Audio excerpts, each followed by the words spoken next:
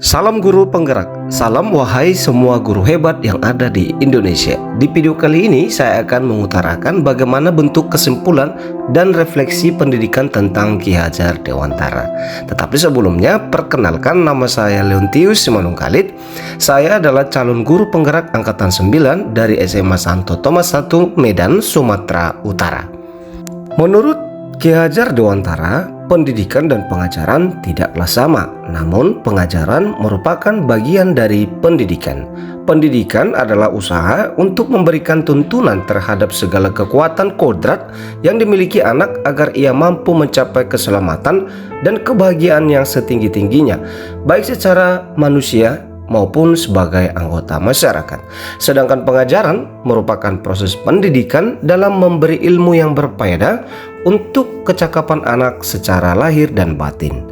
Pendidikan menciptakan ruang bagi murid agar mampu bertumbuh untuk mengenal pribadinya dan menjadi lebih mandiri.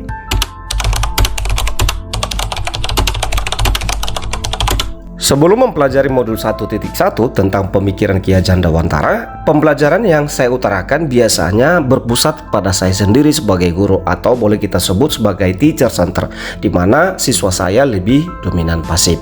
Berikut yang biasanya saya lakukan adalah memaksakan peserta didik saya untuk menyimak setiap materi yang saya ajarkan, tapi pada umumnya bersifat konvensional, mulai dari materi 1, 2, hingga seterusnya.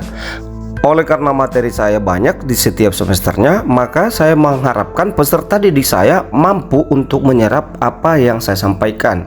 Di saat ujian, saya berharap mereka mampu menuntaskan. Apabila mereka tuntas sesuai dengan KKM, maka saya mengatakan pembelajaran yang saya terapkan itu tuntas, tanpa memperdulikan seperti apa gaya belajar ataupun hal apa yang belum mereka pahami.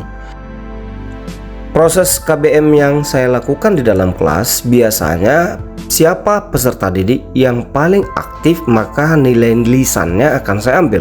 Namun bagi peserta didik yang tidak aktif, biasanya saya tidak menanyakan kepada mereka satu persatu mengapa mereka tidak aktif, paham atau tidak.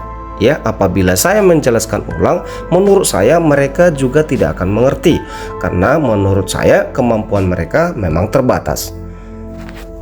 Saya juga menganggap bahwasanya peserta didik adalah objek utama dalam belajar. Oleh karena itu, setiap peserta didik sebaiknya mampu menyerap keseluruhan materi apa yang telah saya sampaikan.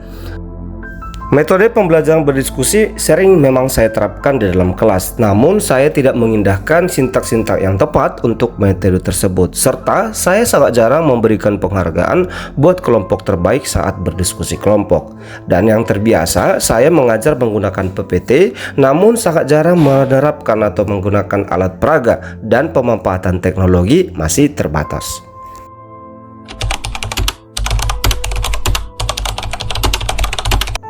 Setelah saya mempelajari pemikiran Ki Hajar Dewantara dari modul 1.1 ini, saya semakin menyadari bahwa apa yang telah saya terapkan selama ini masih banyak yang tidak tepat sesuai dengan pemikiran Ki Hajar Dewantara, di mana saya menyadari bahwa peserta didik bukanlah objek utama dalam proses pembelajaran semata, melainkan sebagai subjek pelajaran. Artinya bahwa peserta didik memiliki kebebasan berekspresi, mengemukakan pendapat sesuai dengan metode pembelajaran dan pemanfaatan media yang relevan sesuai dengan perkembangan zaman. Saya tidak hanya menuntun peserta didik untuk menuntaskan setiap pelajaran dengan memberikan penilaian kognitif, psikomotorik, dan afektif semata, melainkan saya juga harus memperhatikan nilai sosial, budaya, dan spiritual setiap peserta didik. Saya sebagai guru sebaiknya memperhatikan gaya belajar peserta didik, menumbuhkan dan menuntun peserta didik dalam belajar, sebab peran guru dalam di kelas adalah sebagai fasilitator. Oleh karena itu, seharusnya saya membiarkan mereka merdeka dan dalam belajar dan menemukan gaya belajar mereka sesuai dengan kodratnya, sebab peserta didik itu merupakan manusia yang unik. Guru juga seharusnya mengajar harus dengan hati ikhlas dan penuh bertanggung jawab.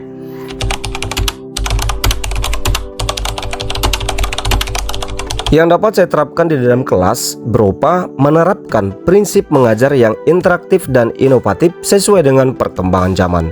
Saya juga akan menempatkan peserta didik sebagai subjek dalam proses. Artinya pembelajaran berpusat pada siswa atau kita sebut sebagai student center dengan konsep memerdekakan peserta didik dalam belajar. Saya akan berupaya mengajar dan menuntun peserta didik sesuai dengan kodratnya dengan memberikan penilaian kognitif, psikomotorik, afektif, sosial, budaya, hingga spiritual setiap peserta didik. Selanjutnya, saya akan mencoba untuk lebih mengenal karakter dan latar belakang peserta didik dan akan menjalin komunikasi yang baik. Saya juga akan berupaya menjadi guru teladan bagi setiap peserta didik, baik dalam perkataan maupun perbuatan. Serta proses pembelajaran yang akan saya terapkan tidak lagi menuntut, tetapi sifatnya menuntun peserta didik dalam belajar, karena tugas guru ialah memberikan tuntunan ataupun arahan yang baik. Demikian rangkuman yang bisa saya jelaskan di video kali ini. Atas perhatiannya saya sampaikan banyak terima kasih.